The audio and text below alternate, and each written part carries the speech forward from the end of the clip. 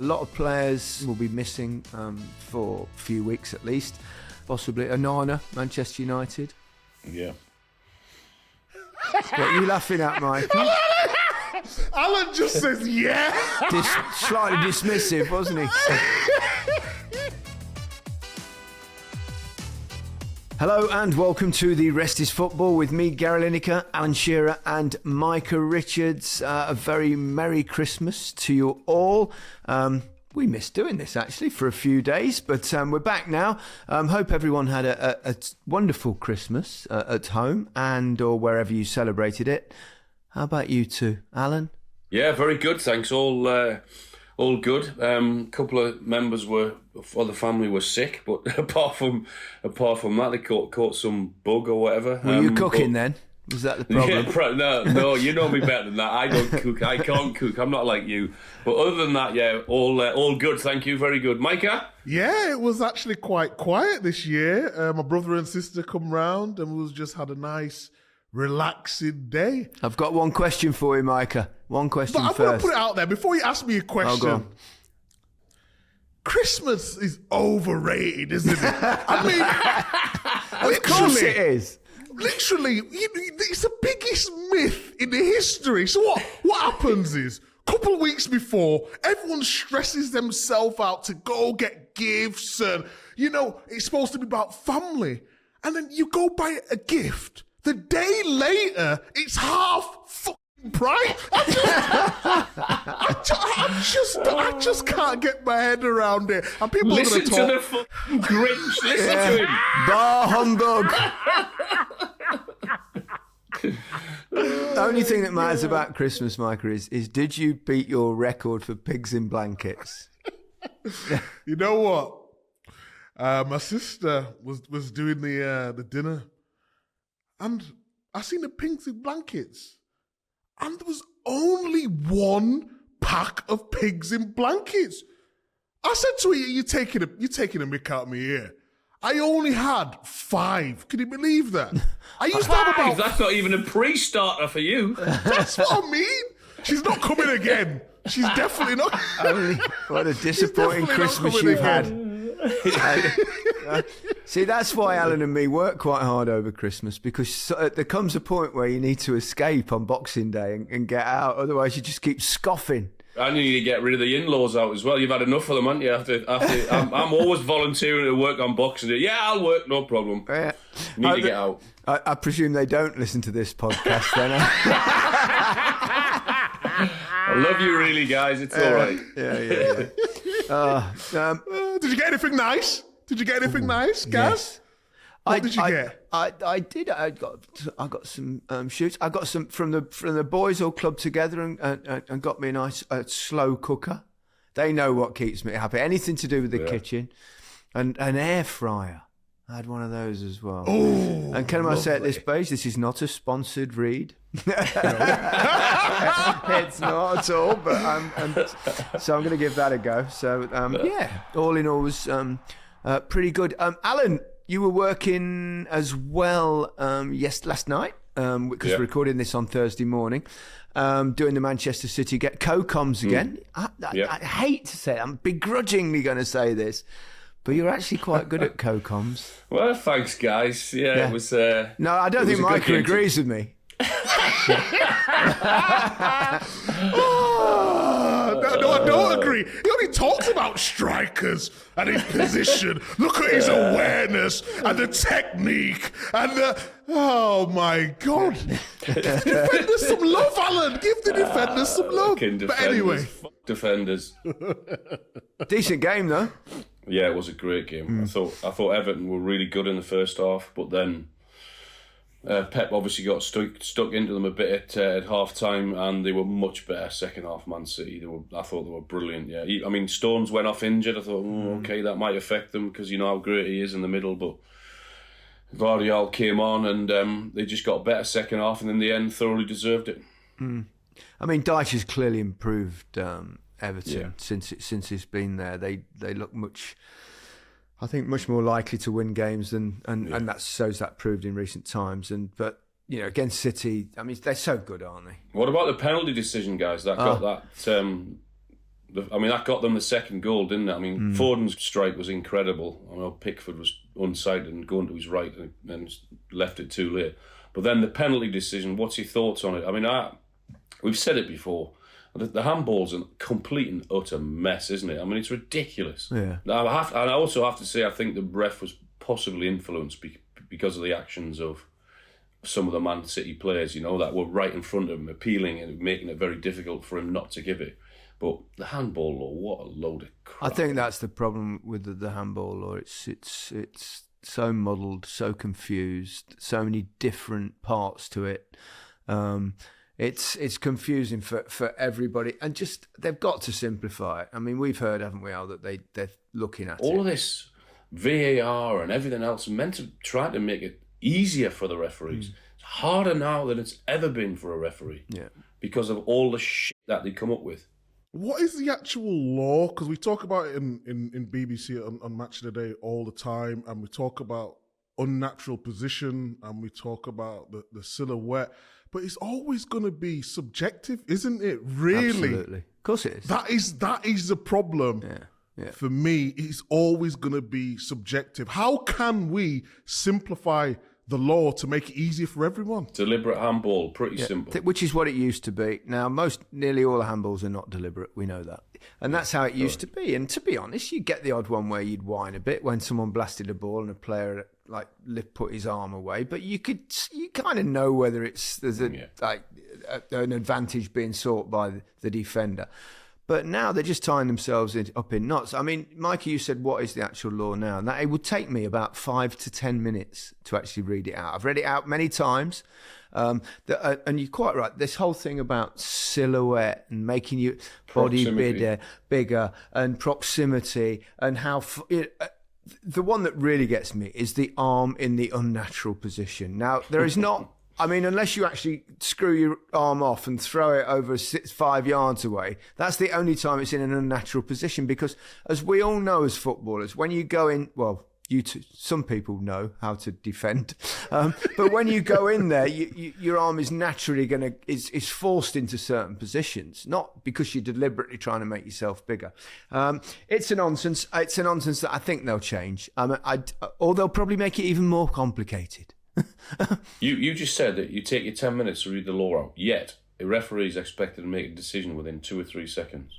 It's it's bonkers. It is absolutely crazy. Yeah, is this it's a ridiculous thing to say, really. It's a turning point for Manchester City, the second half, because they had by their standards, through a little bit of a sticky spell. But they are world champions. We should mention that as well. Yeah, I think...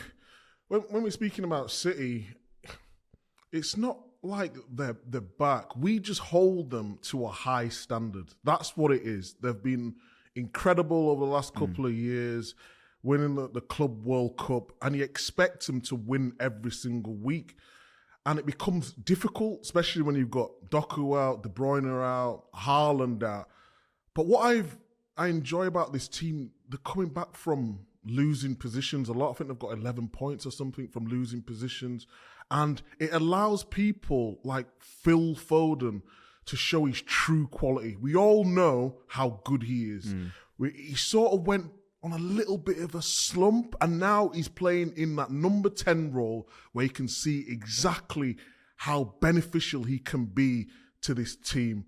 I really like the move of Guardiola at left back as well. He's a centre half, but I just thought he gives so much energy to the team when he came on as well. I thought Grealish did all right, winning fouls as well. I just think they've got over this rocky period, and now they've got the big guns to come back.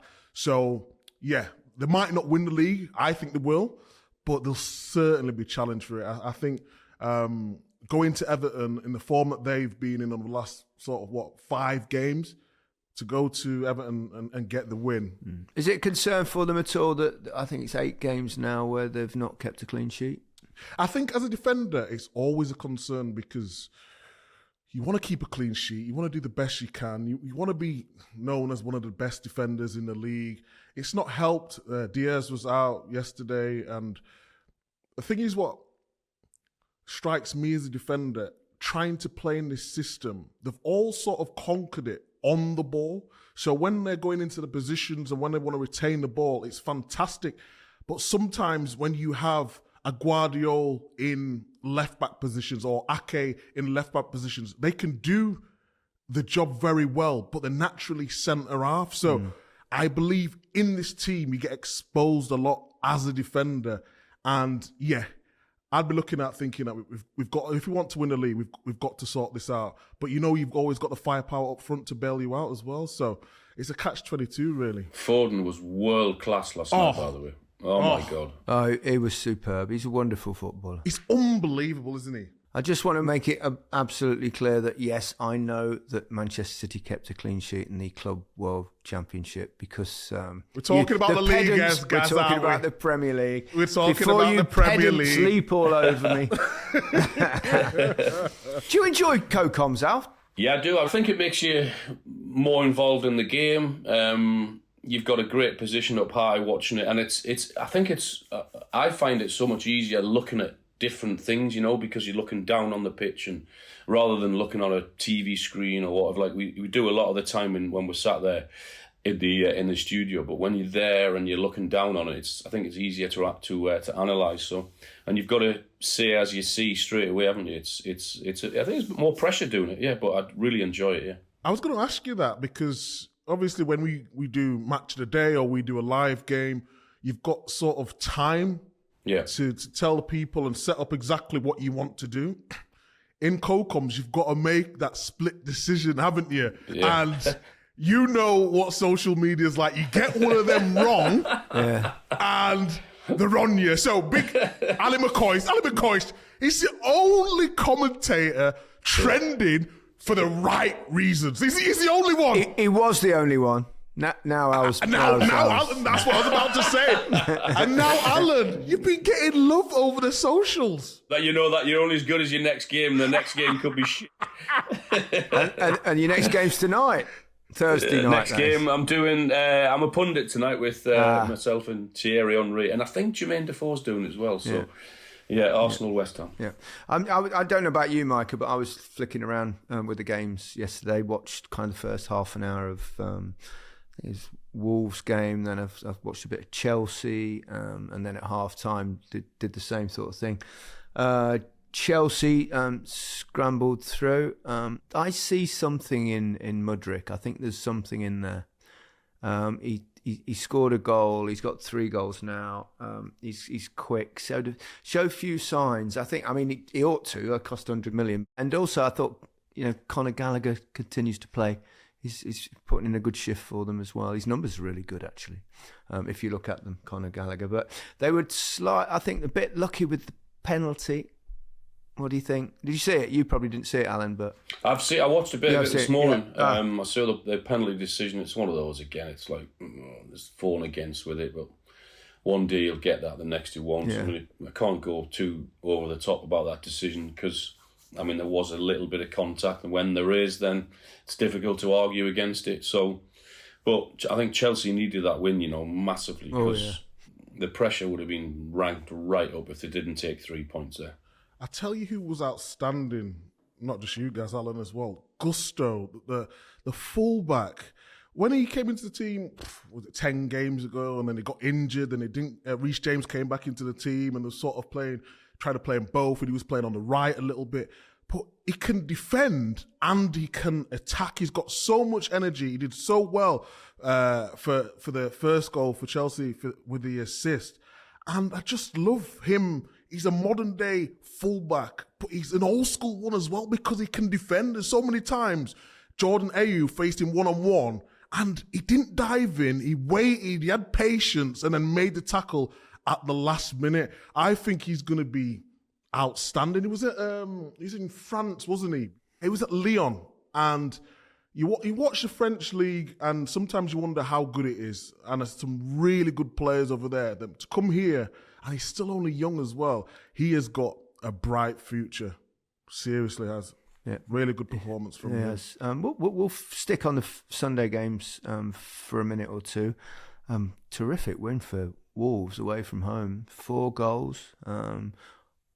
Hwang again with another 2. I think that takes him to 10 now this season, which is in the Premier League, which is 2 fewer than Mo Salah and Solanke, who's another surprise at the top of the leaderboard in terms of goals this season. But yeah, I felt for Nathan Collins a bit. A couple of terrible mistakes he made. Yeah, I saw the highlights only this morning. Yeah, it looked a bad day at the office for him and for Brentford. I mean, they're dropping a bit, aren't they, Brentford? Gary O'Neill and Wolves. Wow, what a job he's doing. I mean, we spoke earlier in the season, didn't we, about the decision for Bournemouth and whether it was going to work for them. I mean, as it happens, both teams, both Wolves and Bournemouth, are flying and both getting good results. So it looks as if it's worked out for the better for both of them. Al, can I just ask you, when you did your coaching badges, what is the process from getting your badges and then being a manager? I know we always take the mick, but I'd love to know the transition from one to the other, because we've seen Gary O'Neill speak so many times. He speaks very well. Tactically, he knows exactly what he wants for his teams. But then thirdly, he's able to implement that as well, which it looks like he's got the full package. I think what in my experience, people might find it differently. When I did my coaching badges, what the biggest thing I took out of that is it's how to organise, how to have a group of blokes in front of you or women in front of you, and be able to put them in a coaching setup and having the numbers and working all that out, etc. The one thing that it doesn't handle you for is the everyday issues that you have as a manager. Is that when someone comes in and says, I'm injured, or I don't want to play, or I've got a problem with a family, or there's an issue at home, or you're dealt issues every single day, and ultimately, how you get over those issues. I know that results matter, but that's the big thing. Is that's what the coaching badges don't do. I mean, I heard a manager say the other day is that nothing, even your coaching badges don't plan you. Oh, it was Rob Edwards when he said about the Tom Lockyer situation and what he had to handle and everything. No one tells you. It's just your instinct and what you are as a person, and that's eventually, I think, how you sort of get through it, and whether you're successful or not. But yeah, the coaching badges do for the sessions and all of that. But the big things that they don't teach you at all how to deal with things like that. The man-to-man management side as well, and how to treat one player compared with another player, and how to bring out the best in different people. Yeah. And I think there's the assumption, I mean, always, isn't it, that when the big game players, the ones that have had incredible careers, take Wayne Rooney, for example, you sort of think, well, he's imagine having him as a coach, it's bound to work for him. But as it's proven life at Birmingham, and hopefully he'll turn it around, it's difficult, isn't it? I would think it's especially, I mean, you did it out for a short period, and you absolutely, obviously, one of the great players. Well, fairly average at times, but mostly you were one of the great players. And I'm getting a lot of love on the pot up with you two. It must be Christmas or something. I'm getting far too much love off you two. I don't like it. I much prefer it when you're horrible. All right, Al, you're a wanker. So that's better. No, I'm just saying, because do you think that sometimes if you're a great player like yourself, like Wayne Rooney, like others that have gone into management, Thierry Henry, for example, it must be really difficult being with players of an inferior talent or work ethic or whatever it is. It must be frustrating to a degree. Yeah, that's one of the things that I found really difficult is that it's not so much being the player, it's actually when someone hasn't got the same attitude as you, and haven't got that same desire to win as you, and that's the hardest thing. It's like, that's what I found really, really frustrating. I know we're going a little bit off topic here, but while we're talking about people in position in management, so how do you deal with your pundits? So how do you get the best out? So if you've got the show, and we've all got different personalities, haven't we? So it's exact same as a dressing room. Alan's talking about someone wanting to have that whirl and have that right attitude to be the best they can be. So when you've got pundits and you're working with them, how do you know, or what do you do to get the best out of the pundits to make it a good show for people to watch? Well, I don't see myself as the boss. I don't. It's not. I see myself as just one of the team. Now, for me, what I've got to do in that show is try and make the people that I'm working with, if it's you two, for example, comfortable and know exactly how to guide you into what you want to talk about. So, as you well know, during each match on Match of the Day, which the edit might be somewhere between 6 to 12 minutes, depending on how good the game is.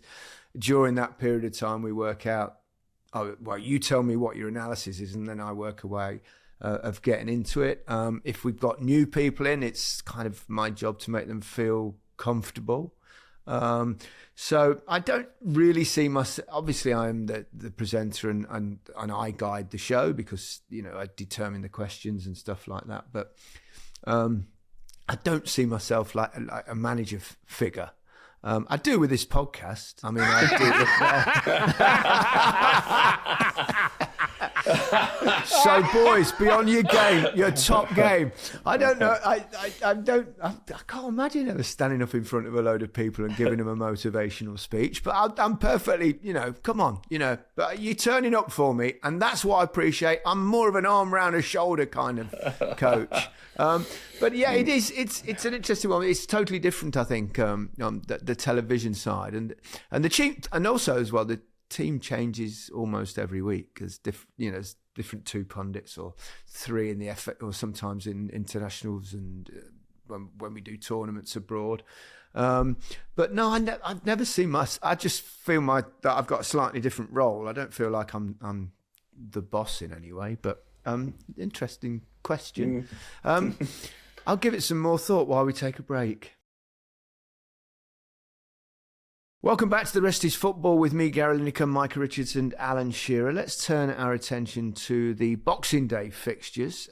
Still in comeback from Manchester United, but I want to start with Newcastle. Get that out of the way because I know that a little bit worrying at the moment, Alan, Newcastle. Yeah, I think so. Yeah, it wasn't good viewing, was it? I thought Forest were fantastic and everything they did, I thought their plan was to target Newcastle in behind, in particular Dan Burn, with the pace of Elanga, and it worked perfectly for them.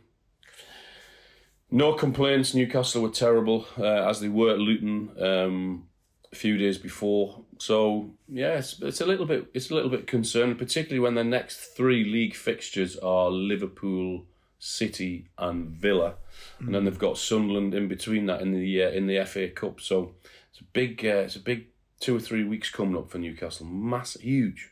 Chris Wood, who played I think 20 games at St James's Park for Newcastle and didn't score, only scored from 1 penalty, 1 goal in 20. Yeah.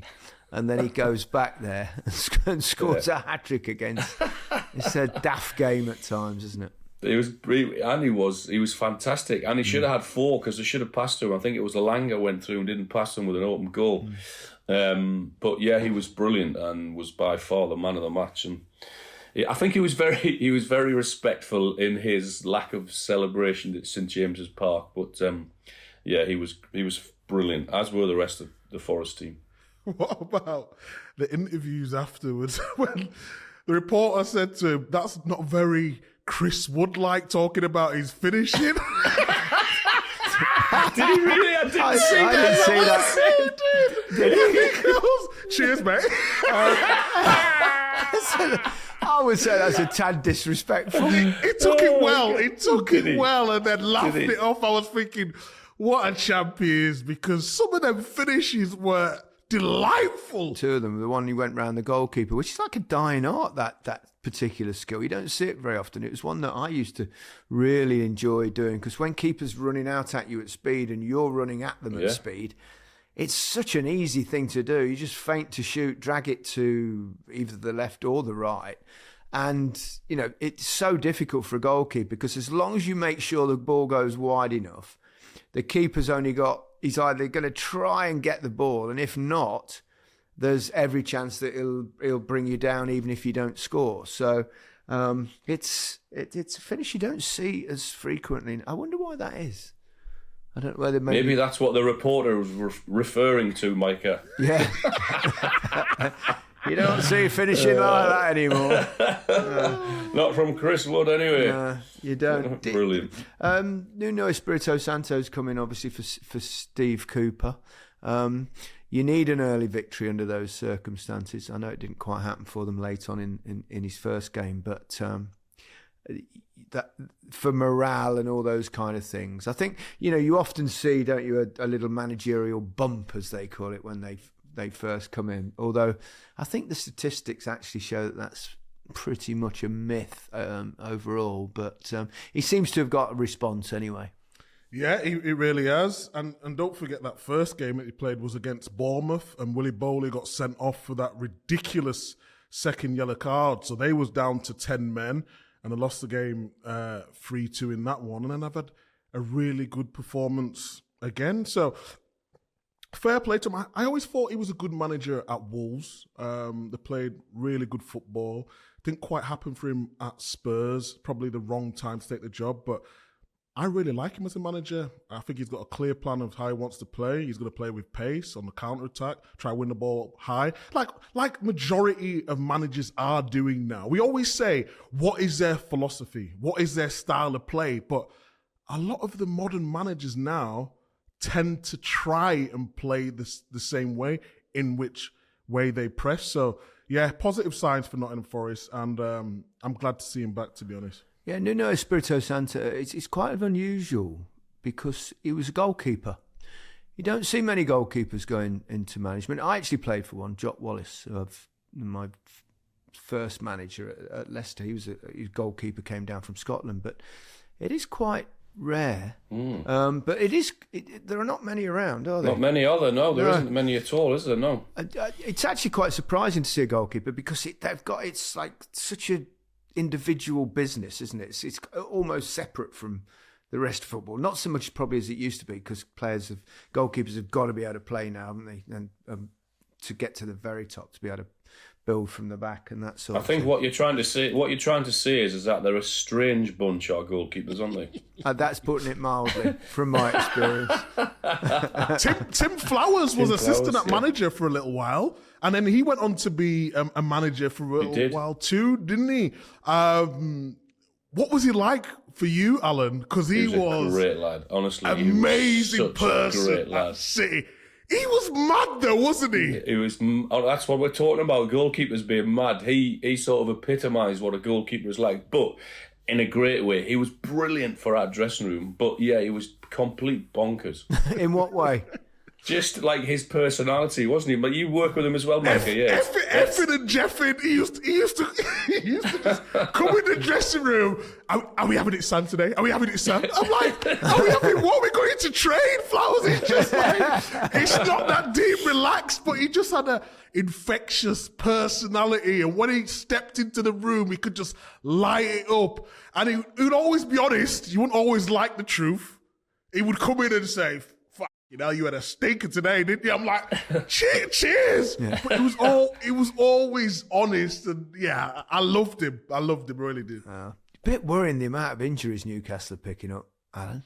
I mean, again at the weekend, that's some rotten luck. Botman's come back and Dan Burns come back, and I mean they didn't look anywhere near fit. They looked 2 yards short to what they're normally are. I mean, they're set because Eddie went back to his trusted back four, didn't he? Went with Trippier, Cher, Botman, and Dan Burn, which have been really successful for him over the past sort of 18 months or so. So he went back to that. But those two in particular, Botman and Burn, didn't look anywhere near fit. I don't know. I haven't got a clue what's going on. It's difficult. It's difficult to, unless you're inside the training ground, you haven't got a clue what's going on. So looking at them on the pitch like everyone else did, they looked miles off it. Yeah, they really did. Let's turn our attention to Manchester United's comeback Could be a big turning point for them, that. I mean, obviously they've had a few injuries this season. They have been struggling. Ten Hag was supposedly under pressure. You've got Jim Ratcliffe come in now. It's actually happened with that 25% stake. And I don't know how that works in terms of how they turn around their form on the pitch. But I suppose that's more of a long-term thing, a long-term goals in changing it. But nevertheless, after what was it, 20 minutes or so, there were 2 down. You thought, blimey, this fella's in trouble here.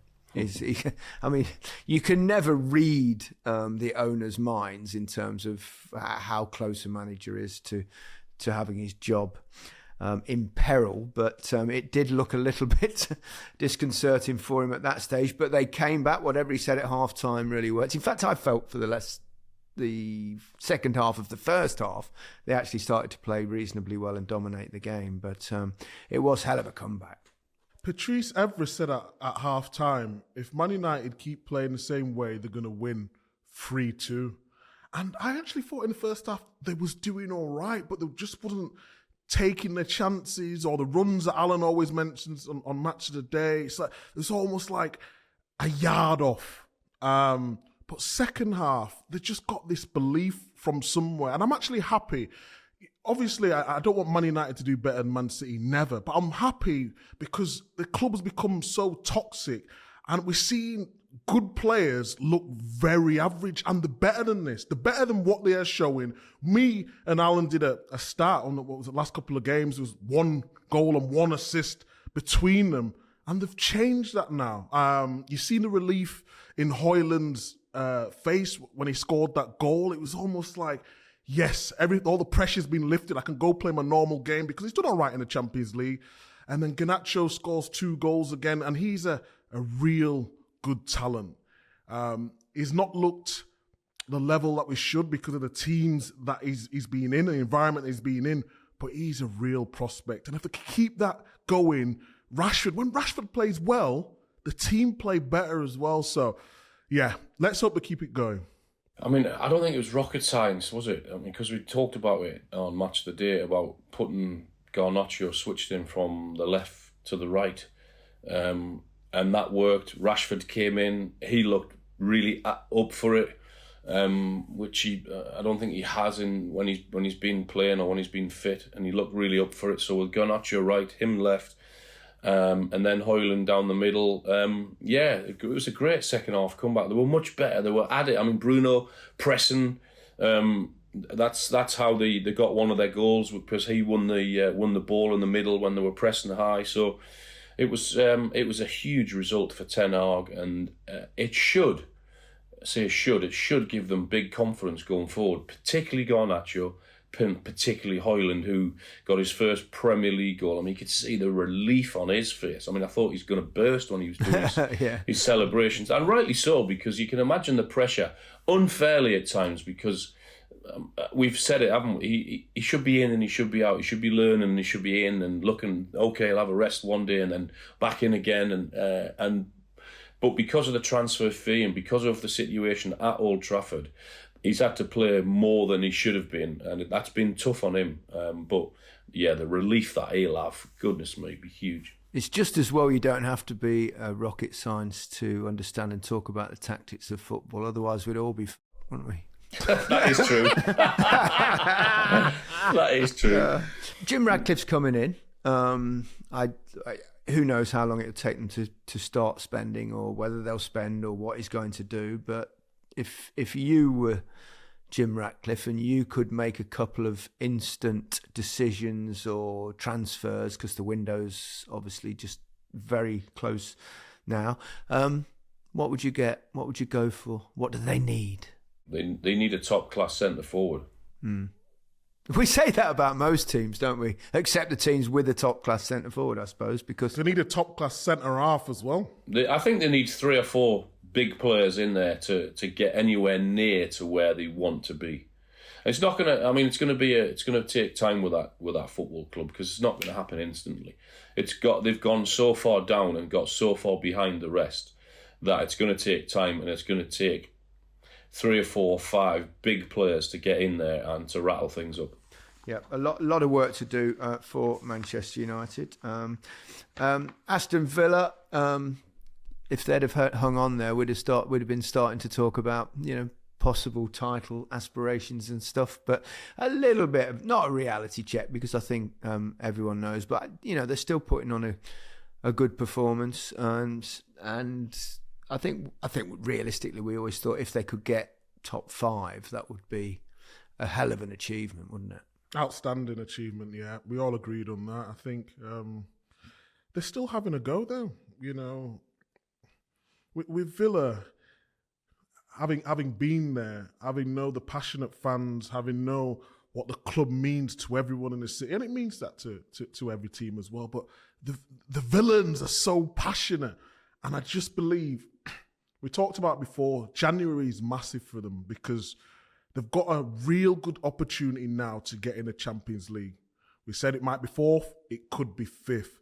And they need a little bit more just to help them along. Again, we talk about strikers. I think they need another striker. Watkins has been great, though, hasn't he, this season, particularly? Yeah, he's been great. I think at the back, they're all right. They've got Tyrone Mings coming back.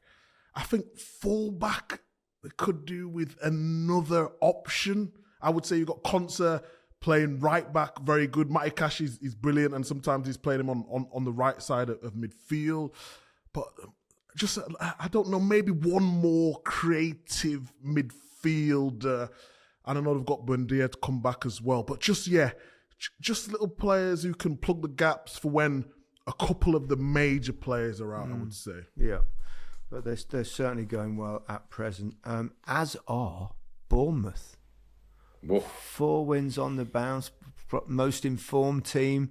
I think you mentioned them earlier about the fact that they switched managers, and we were pretty critical of that. And they've kind of been proved, I wouldn't say they've been proved right, but they've been proved wrong, and they've been proved right, if you understand what I mean, because Gary O'Neill's done so well at Wolves.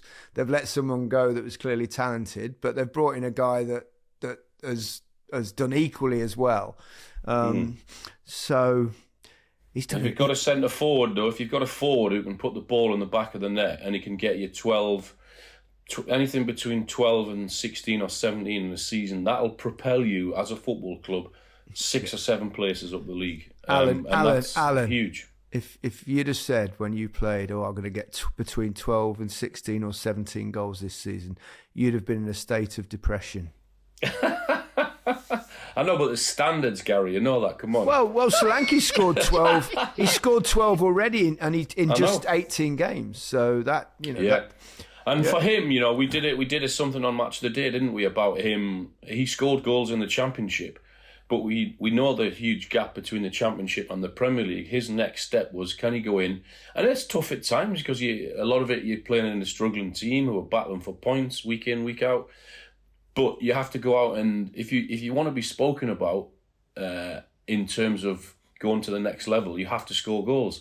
And this season, in the best league, that's why we're talking about him. He's doing that, and it's no coincidence that he's doing that. And then Bournemouth are flying and mid-table. So for them, that's amazing. Did you see the ball boy incident or ball person incident? I don't know what you call them nowadays. Yeah. I say that because it Bernd Leno just gave the little lad, wasn't he, on the side of the pitch who's holding the ball and kind of didn't throw it to him, and he gave him a little nudge, a little push, didn't he? And of which Bernd Leno, he waved to the crowd apologetically afterwards, and also apologised after the final whistle. But it just reminded me of an incident. Jimmy Hill, when he was a pundit, I can't remember, it must have been 12, 14 years ago, something like that. I think it was an FA Cup tie, and it was definitely Blackburn. And I think the game was running down or something, I think, and the Blackburn, it was a ball girl, that's why I said, because it was a ball girl, and she gave the ball quickly to the opposition, and they took the throw-in quickly and scored. And Jimmy Hill lambasted the ball girl after the game in punditry. And the world went mad, saying, and quite rightly so, I felt, on that particular occasion, because, he basically blamed the defeat on a ball girl. Jimmy Hill. God rest. You can understand the frustration though of Leno, can't you? It's like when you're desperately trying to get the ball and the ball boy is just looking away as he was and had no intention of throwing the ball back early, and you can think, give me the fucking ball, will you? It's like, and then Buddy had to go back and apologise, and rightly so. Yeah, we've got the transfer window coming up, but we've also got the Africa Cup of Nations and the Asian Cup as well. A lot of players will be travelling, will be missing for a few weeks at least. And Newcastle not affected, Alan. Don't think they've got anyone, and neither are Manchester City. Do you think when clubs buy players now, they take that into account at all, that they might be... Because the Africa Cup of Nations played every other year, isn't it? Do they take that into account, do you think, when their recruitment at all? The fact that they might miss a player for a few weeks every other season, or... Depends how desperate they are for that player in that position, don't they? But I think it's acceptable, isn't it, that the better players that you're signing, the likelihood is that they're going to be playing in some form of competition, and you may miss them. But I wouldn't. Yeah, they'll look at it, but I don't think it would put anyone off from signing a top player. No. Who's going to be affected the most, do you think, by the Africa Cup of Nations, particularly, or the Asian Cup? Because Song goes, doesn't he, from Spurs? Hwang, obviously, from Wolves, who's been flying, banging in the goals. Mo Salah. There's a number of players. Well, Liverpool miss Salah, won't they? I mean, he's incredible. Has been for years for Liverpool. It's changed so many games for them, so there's no doubt he'll miss them. West Ham, Kudus. Yep. He's really good as well. I like Kudus a lot. I would say Spurs with Son, for the way Spurs want to play, he's integral on that counter-attack, and he can play whether left or he can play up front, he can play number 10. I think Spurs, we've got to see where Maddison is. Maddison needs to hurry up and get back ASAP. We can play with Richarlison up front and put Maddison from the left. But he just hasn't got the same punches as Son. I think Liverpool creates so much. The likes of Jota just comes on and scores every time now. It's getting ridiculous. It's become the new Solskjaer. I just think Spurs, I'm looking at and thinking... Well, Basuma and Sarr as well, I presume. Yeah. Sarr as well. And don't forget, Romero's just got injured as well. Yeah. Apparently he's out for 4 or 5 weeks. I mean... That's going to be a tough little period for Tottenham. I would imagine they'll add players in the transfer window, those Spurs, won't they? So I think they'll cover themselves with in that. Possibly Onana, Manchester United. Yeah. What are you laughing at, Mike? Alan just says yeah. Slightly dismissive, wasn't he? Although he did have one big save the other night, didn't he? When Villa were pushing back to get back into the game. Yeah. As my mother always said, if you've got nothing nice to say, don't say anything at all. He went quiet. He said yeah. You're out of order, Shearer. You're out of order. Never said a word. On that note, where are you going, Alan? Did you co-commentate again? No, you're a pundit tonight. You're a pundit. On my way to down to Arsenal to watch Arsenal West Ham. Who are you with, Al? Thierry and Jermaine Defoe. Your mate Thierry. Who's the best striker out of you three? I heard you say Thierry. and Micah, you're off on the hunt for more pigs and blankets by the sounds of it. 100%. I need to go get my own pigs and blankets. Big mistake that was. Ridiculous. You should have come here for Christmas, Micah. I had loads of them. And at homemade, I made them myself as well. So, not a packet. Like you got a packet. Anyway, that's all we've got time for on today's episode of The Rest is Football. Have a great New Year's Eve. We'll see you on New Year's Day reviewing the latest set of fixtures as the games continue to come thick and fast at this time of year. Bye from me. Bye from me. Goodbye from me. All the best.